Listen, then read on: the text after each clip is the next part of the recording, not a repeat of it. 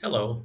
This week's topic is the media, so please read the second half of Chapter 6, which is this week's reading assignment. The page numbers are listed in the folder for this week. Just wanted to talk just a few minutes about this topic. This is about the role of the media in our political system. When we talk about the media, we're talking about anything from radio to television to the internet.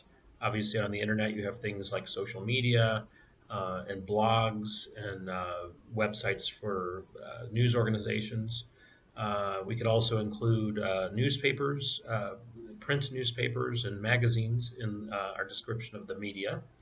The original form of media was newspapers back in the 18th, 19th centuries, and they changed significantly over time to a point where in the 20th century they were more objective and covered the news in a factual way. But by the middle of the 20th century, they started to face a lot of competition from television. Television came into wide use in the 1950s and early 60s. President John F. Kennedy was the first president to really use television as a major way to communicate with the public. He was very well known for being a television president. He campaigned on television in his 1960 campaign and very famously challenged his opponent, Richard Nixon, who was at that time the vice president, to a series of televised debates. Most observers and historians would say that Kennedy's very calm and cool performance in the debates in 1960 helped him to win a very small victory over Richard Nixon in the election that year, and of course allowed President John F. Kennedy to become president. 8 years later, Richard Nixon ran again for president and was elected, but that time did not debate his opponent, and I think that was a lesson he learned, is that he didn't do well on television. In terms of television, of course, the most important thing is the image for a lot of people. What they see, maybe not so much what they hear. And of course, we know that candidates running for office use television very aggressively to campaign. So during election years and around October and November, before an election occurs, you see many ads on television for candidates. A lot of them are negative, as we know, and millions of dollars are spent by candidates on these ads. Also, in election campaigns, you will see televised debates, even though they stopped for a while after the Kennedy-Nixon debates in 1960. They resumed again in 1976, and every 4 years since then, we've had televised debates between the two major presidential candidates and nominees. And they make some difference. I don't know if they change people's minds, but certainly they sometimes reinforce opinions that people have, and do give additional information to voters on their choices. There is if you look in the PowerPoint slides that are included in this folder, you'll see some examples of TV ads from the past. There's also one discussed in your book, the so-called Daisy Girl ad, which involved Lyndon Johnson's 1964 campaign for president. And I believe you can link to that ad and watch it. So you might want to watch that and see what an ad from over 50 years ago looks like. It's a very interesting ad. It's called the Daisy Girl ad. You can actually Google it as well, and it's on YouTube. In terms of where we are today, of course, television, as I mentioned, provided competition for newspapers, but newspapers still remained a major source of news for a lot of people until recent years, when you had things like the internet and social media develop. Now, television, of course, drew a lot of people away from newspapers because it's easier to get your news from a news broadcast on television than it is to get it from a newspaper, which you read. Of course, newspapers are much more in-depth than television tends to be.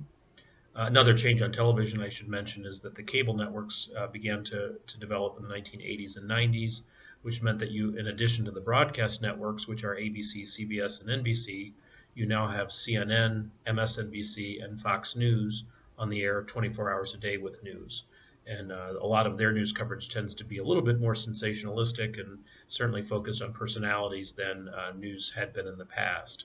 But the reality is that's where a lot of people get their news today. And of course, in the last 20 to 25 years, we've seen the development of the news on the internet and blogs, which is discussed in your book. And of course, very recently, social media, things like Facebook and Twitter and Snapchat and Instagram.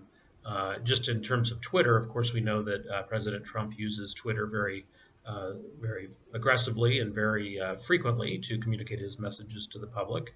Also, I would say very controversially, of course, because a lot of times things he tweets are not entirely accurate. Sometimes they're completely false, but they do generate a lot of attention for him, and it's a major way that he gets his message out to the public. Now, the last thing I wanted to mention is that in the question, you're going to be reading about the issue of freedom of the press. And freedom of the press is a very core principle of our Constitution. It's in the First Amendment to the Constitution, and it basically is the idea that our news organization should be free from censorship and should be allowed to freely report what's going on in our government.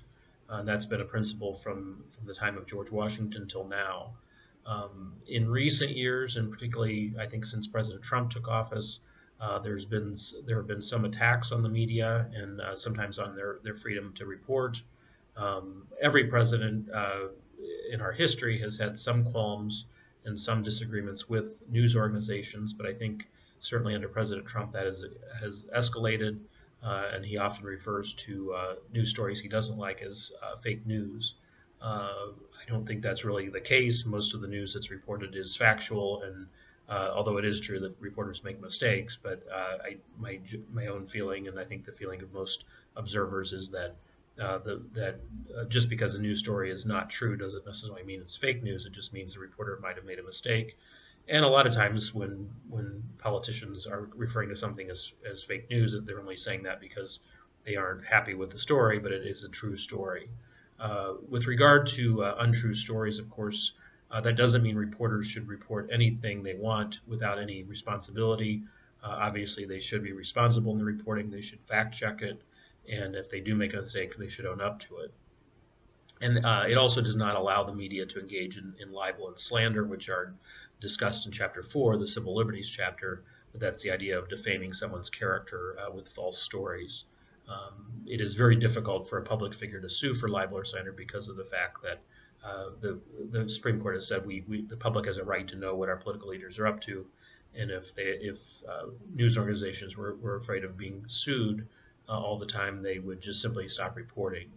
So public figures like the president or like a celebrity have to meet a very high threshold of what's called malice if they want to prove libel or slander against a news organization or an outlet of some kind. So in any event, those are just a few things on this topic. If you have any questions, please email me, and please be sure to answer the question. Have a great week.